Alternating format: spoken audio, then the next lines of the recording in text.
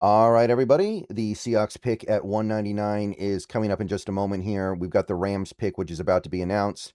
Then we got the Vikings, and then the Seahawks are up at 199.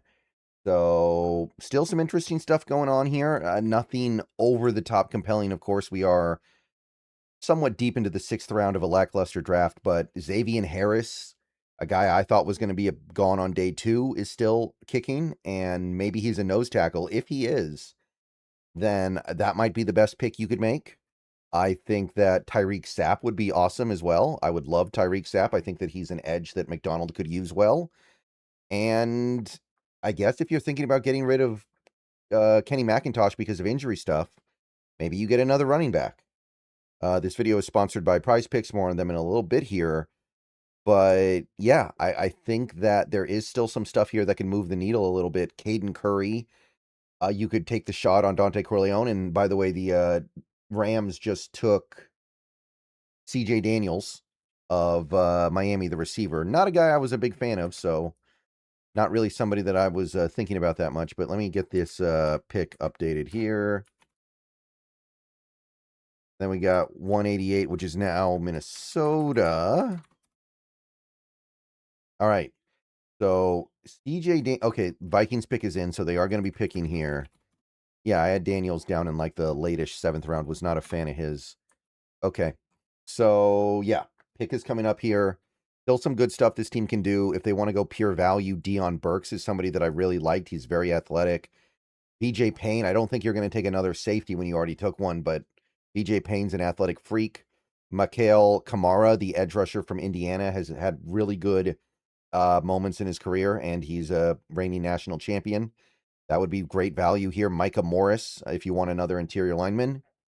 Oh, Vikings just took Claiborne, one of the top guys left. He was almost on my screen. So that is going to be the last guy that we do not have access to. And the Seahawks are now officially on the clock. So let me update the board here. And yeah, pick is in. Okay, we're picking. We are not trading. This is not a drill, people. The Seattle Seahawks are going to be picking here. We'll get the pick shortly. Draft is moving pretty quickly now, so I kind of listed some of the top options here, but I'm fine with almost anything that they want to do. This is clearly not something that they're coveting too highly because they traded back from 188. So if they really wanted something at 188, they would have just taken it there. But the fact that they're trading down just to pick up an extra 7th round pick does kind of tell you they're a little bit tepid here. Um, maybe a Harold Perkins Jr. would be a lot of fun. And we just went to full commercials, so they're not even showing the side thing on the bottom anymore. But yeah, so Deontay Lawson could be interesting, the Alabama linebacker. I'm going to be pretty open-minded here. I would like to do something that speaks to me, of course, but at the end of the day, we are close to pick number 200 in a weaker draft, so there's not going to be a ton of great stuff remaining. As you can see on my big board, there are 5 guys that I thought would go on day 2 that are still there, which that's always got to be somewhat appealing to you when you get this deep. But yeah, at this point, you kind of can do whatever you want. And when we acquired that 7th round pick earlier, I think the thing to keep in mind there is pretty clearly this Seahawks team was thinking about getting somebody they want as a UDFA that they may not be able to reserve here.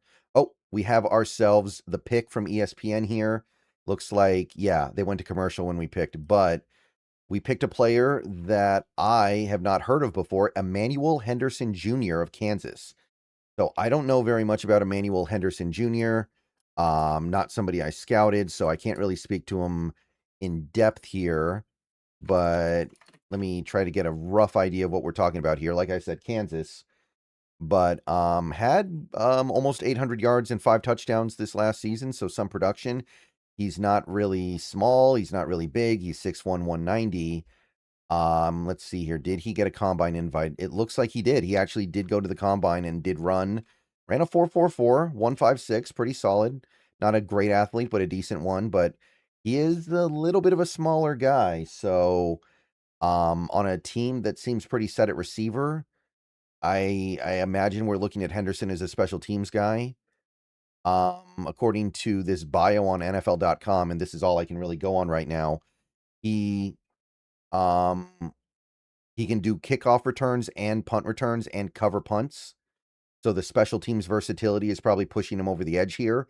Maybe this guy competes with a guy like a Ricky White for a roster spot, because we do maybe have a little bit of room at the back end of the roster for one more receiver.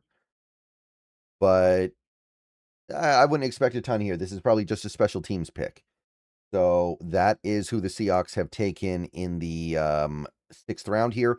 We do have one more 6th round pick coming up here, but I can't say too much about this one, guys. This is not a guy I scouted. This is probably a UDFA target that we were into, and we decided, look, let's make sure we get him, because there's a good chance that you try to get Emmanuel Henderson Jr. in UDFA, he doesn't want to come to you, because he's going to look at the situation in Seattle and go, there's not really a great opportunity for me to make the roster. I can go to a different team, probably get a receiver job there, and actually have a chance at making their top 6. So, yeah, not really a lot to say here. Not going to comment too much about it other than the very cursory look I have. He's a leaner receiver. He's a smaller receiver, probably more of a slot guy.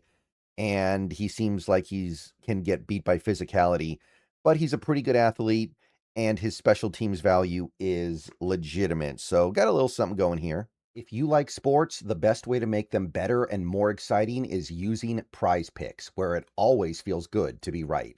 Prize Picks, all you got to do is pick more or less on your favorite players' projections and build lineups with a few taps. It's the daily fantasy stuff, but it's made super easy over there. Whatever sport you're into, give it a shot. And right now, Prize Picks is hooking up users with $50 in lineups after you play your first $5 lineup.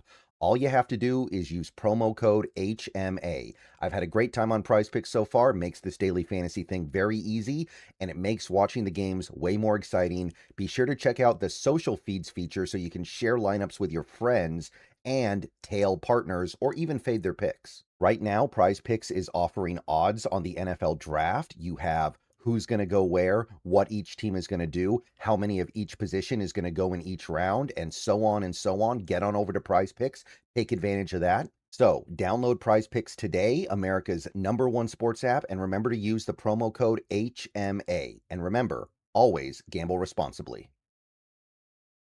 All right, so there's your 6th round pick for the Seahawks, wide receiver. And I imagine most people are going to feel relatively neutral about that, kind of nonplussed, because, again, it is a late-ish 6th round pick. There isn't a ton that's going to happen here that's all that magical, but seems, on the surface level at least, more or less fine to me. So if anybody has any particularly strong opinions on Emmanuel Henderson Jr., go ahead and voice them down below, but I will be looking into this player a little bit deeper in the coming days, trying to understand what we are getting into here, see if I can say something a little bit more than just the cursory look. So another 6th round pick coming up in not terribly long here. So let's go ahead and get this video up, and I will see you guys soon. Go Hawks.